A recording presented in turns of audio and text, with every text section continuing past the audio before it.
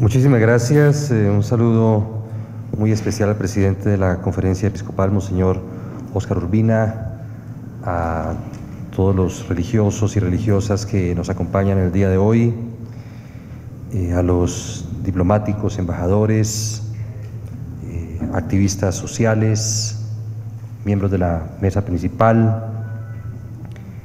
a todas las organizaciones sociales, ciudadanas, que hacen parte de esta 30ª Semana por la Paz y participan tan activamente en las actividades de estas jornadas, a los periodistas de los medios de comunicación.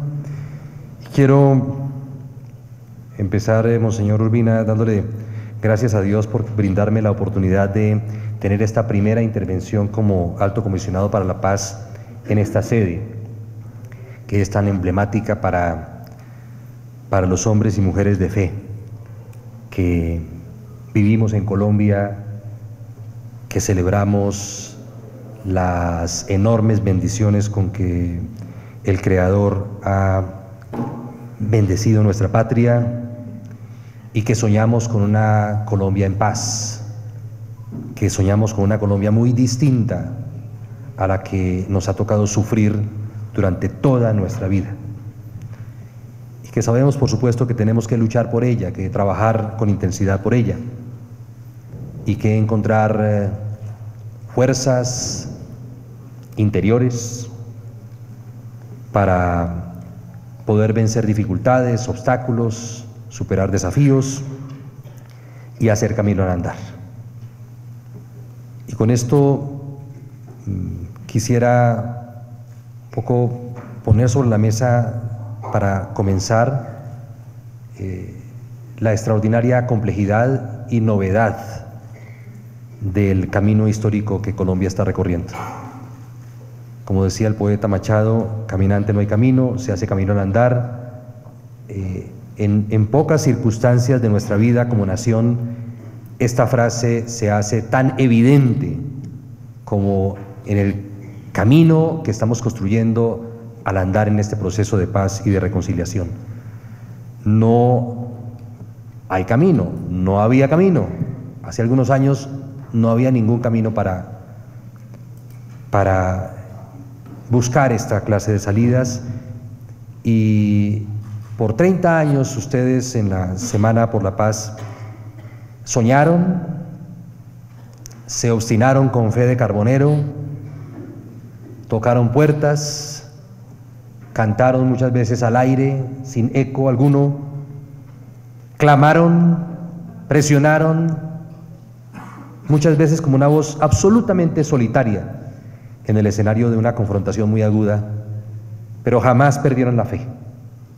Siempre soñaron que llegaría un día en que seríamos capaces de sacar de lo profundo del alma las reservas de humanidad que en el fondo de cada guerrero existían, para darle una oportunidad a la interlocución, al diálogo y a la paz. Y yo creo que la historia de Colombia tendrá que hacer el reconocimiento de quienes durante todos estos años, en medio de la confrontación y de la guerra, estuvieron clamando y luchando porque cesara la barbarie, porque cesara la violencia, el terror, porque cesara el dolor que sufrían millones de colombianos de esto que podríamos llamar una generación de sobrevivientes de múltiples violencias que hemos sufrido en Colombia. Ahora, dentro de este marco, reconocer la complejidad del proceso en el cual estamos empeñados, y la novedad es el primer presupuesto, para abordarlo con humildad y para abordarlo con decisión, con determinación política. El gobierno liderado por el presidente Juan Manuel Santos no tiene todas las respuestas, pero tiene el 100% de la voluntad política para sacar este proceso adelante y para hacerlo de la manera como hemos planteado, como un ejercicio colectivo sin precedentes en la historia de Colombia. Es mucho más complejo el proceso de construcción de paz que incluso el proceso de negociación de los acuerdos de paz. La negociación de los acuerdos de paz comprometían la voluntad del Estado encarnada por el jefe del Estado, recogiendo los insumos de nuestra sociedad, de nuestra democracia vibrante, la estrategia del gobierno para esa negociación de un lado, y del otro lado al actor armado que eran las FARC, negociando y tratando de encontrar afinidades para concretarlas en una negociación, en un acuerdo de paz. Dos actores. Pero la construcción de paz va a demandar el esfuerzo sincronizado y virtuoso al extremo de todos los actores de la sociedad colombiana. De los actores al interior del gobierno, pero digo más allá, de los actores al interior del Estado, pero digo más allá, de los actores al interior de la institucionalidad, pero digo más allá, de los actores al interior de la sociedad colombiana. Todos los actores, como en una orquesta muy bien afinada, tendrán que cumplir su papel para que este desafío histórico para nuestra patria pueda ser concretado exitosamente. Cada quien tocando su instrumento con virtuosismo, con pasión, y al mismo tiempo resistiendo la tentación de tocar el instrumento del otro, bajo la dirección del jefe del Estado, que está absolutamente comprometido con este proceso. Eso implica mucha humildad, eso implica mucha serenidad, eso implica mucha prudencia, eso implica un ejercicio superlativo de escuchar muchas voces, de escucharnos unos a otros, de escucharnos institucionalmente, y eso implica tener la disposición también de ir ajustando el camino, de ir rectificando, de ir refinando las decisiones, las determinaciones, para poder en este camino que estamos haciendo al andar, acertar colectivamente. Ahora, frente al proceso específico con las FARC, yo diría que hay 3 desafíos inmediatos en los cuales vamos a empeñarnos con todo compromiso. El primero, el de reincorporación, el segundo, el de la implementación de los acuerdos, y el tercero, el de la reconciliación, que es de lo que trata esta Semana por la Paz. La reincorporación, porque ya logramos lo impensable, lo que aún los más optimistas, actores comprometidos con el proceso de paz, consideraban todavía hace poco como un sueño.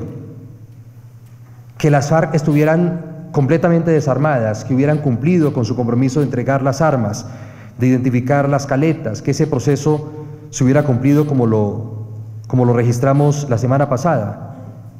Ahora que las FARC están desarmadas, ¿cuál es el siguiente paso? Pues que todos los excombatientes de las FARC, todos los exmiembros de las FARC estén reincorporados a la vida civil, política, social, económica de nuestro país. Y este es un reto mayúsculo, es un reto de transformación de quienes por décadas han estado en una confrontación que por supuesto causa una profunda afectación, una profunda huella en quienes están involucrados en esa confrontación. En el argot de la guerra se llama estrés postraumático. Son cosas terribles que si no se tratan adecuadamente conducen a episodios que estamos viendo en otras latitudes de gente que no logra superar ese estrés postraumático y luego termina generando circunstancias muy difíciles para el entorno social en el cual están viviendo. Pues aquí tiene que haber un ejercicio muy sofisticado en la tarea de reincorporación, que pasa por supuesto por capacitación, por entrenamiento, que pasa por supuesto porque tengan un destino productivo, pero que va mucho más allá, que va de la mano de que el Estado entre a estas zonas, de que la comunidad que estuvo afectada alrededor del conflicto sea un actor fundamental y de que las víctimas sean el centro de todo el proceso de reincorporación, de que haya estos encuentros improbables, que decididamente los busquemos para propiciar que esa reincorporación sea practicada de manera eficaz. Esto va de la mano con el segundo factor, que es la implementación de todos los acuerdos de paz. Yo he dicho, hay que humanizar la implementación y hay que hacer una implementación incluyente.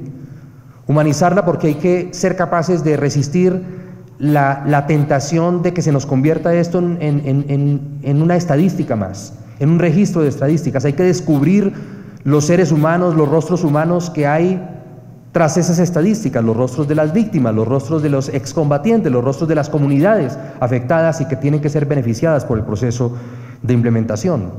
Yo recuerdo algo que me parece que en el ejercicio legítimo del Estado, confrontando la violencia en Colombia, adoptamos como decisión hace algunos años y que creo que fue profundamente transformador. La violencia y enfrentar la violencia y enfrentar el conflicto y enfrentar las amenazas del conflicto es una tarea muy demandante para las fuerzas de seguridad, para la fuerza pública.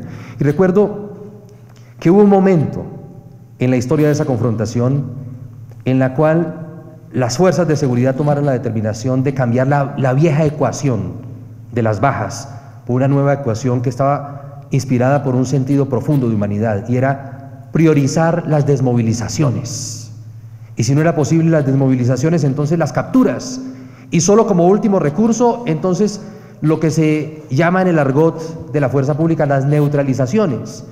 Pero eso implicaba un criterio de humanidad muy profundo que causó un impacto en la dinámica de la confrontación, que le permitió ganar respetabilidad al Estado y a la institucionalidad en esta tarea de defender la seguridad de los colombianos, y que creó un piso moral para legitimar la negociación entre el Estado colombiano y la guerrilla de las FARC. Desde el punto de vista de las FARC, había un Estado distinto. Había un Estado que no estaba empeñado en aniquilar a las FARC, que no estaba empeñado en darle prioridad a las bajas, sino un Estado que había tomado la determinación de incluir elementos de humanidad, de humanización aún en esa confrontación. Pues lo mismo hay que hacer ahora en la implementación de los acuerdos. Hay que hacer un esfuerzo sistemático porque la implementación no desaparezca tras las estadísticas, porque no se invisibilicen los seres humanos, los rostros humanos que están tras este proceso de implementación. A mí me emociona ver en el día de hoy, lo hablábamos aquí, por primera vez en estas Semanas por la Paz, la presencia de excombatientes de las FARC. Es la primera vez en 30 años que vienen miembros de las FARC aquí y que hablan y que vemos sus rostros y que los escuchamos. Yo creo que este proceso de paz en estos últimos años ha sido tremendamente transformador para unos y otros, para tirios y troyanos. Los líderes de las FARC que vimos hace 5 años en Noruega no son los mismos que escuchamos hoy, porque ellos han sido profundamente transformados por el diálogo, por la negociación, por las conversaciones con colombianos y con extranjeros, con la comunidad internacional. Han desaparecido muchos mitos e igualmente del lado de la sociedad colombiana muchos hemos sido profundamente transformados por lo que hemos visto en este proceso de paz. Ese es el concepto de humanización, y el concepto de inclusión en la implementación es que todos los actores institucionales y todos los colombianos tenemos un rol que cumplir en esa implementación. Y termino con la reconciliación para decir que en primer lugar hay que entenderla. La reconciliación no es un signo de debilidad, es un signo de fortaleza. La reconciliación la hacen los valientes. La reconciliación va mucho más allá de la simple tolerancia. Hay un tufillo de desprecio en la simple tolerancia y hasta en el respeto. La reconciliación va más allá. La reconciliación implica dar un paso activo hacia el otro que era ayer mi enemigo, al que le temía, con el que estábamos confrontando. Y por eso es un ejercicio superior de construcción de paz. Y por eso hay que empezar entendiéndola como la oportunidad sanadora de cada colombiano. Hay que, en segundo lugar, desprivatizarla. No le pertenece a las víctimas y a los victimarios. La reconciliación supera ese ámbito y nos pertenece a todos los colombianos de esta generación. Hay que, en tercer lugar, extenderla. Muchos ya están cambiando. Los que antes combatían ya no están combatiendo, ya entregaron las armas. ya se han comprometido con la paz y con la democracia. Los policías que antes los perseguían, ya en estos últimos días entraron a esas zonas que antes eran de concentración y ahora llamamos espacios territoriales, y ya están conversando con ellos, ya tienen jornadas constructivas de diálogo, de conversación, de mirarse a la cara, de dar un paso para garantizarles que los vamos a proteger, que los vamos a cuidar, que se han puesto en manos del Estado, y el Estado está empeñado en cumplir también sus compromisos. Pero hay que extenderla a todos los colombianos, a cada colombiano. Yo quisiera recordar las palabras del presidente Kennedy cuando en su discurso inaugural dijo: no preguntes qué puede hacer tu país por ti, sino pregunta qué puedes hacer tú por tu país. Esta es la oportunidad de preguntarle a cada colombiano: no preguntes qué va a hacer Colombia por ti, pregunta qué puedes hacer tú por Colombia en este momento histórico en donde tenemos la oportunidad irrepetible de la reconciliación que se da quizá una vez cada generación, y si no se captura se pierde. También he hecho esa reflexión.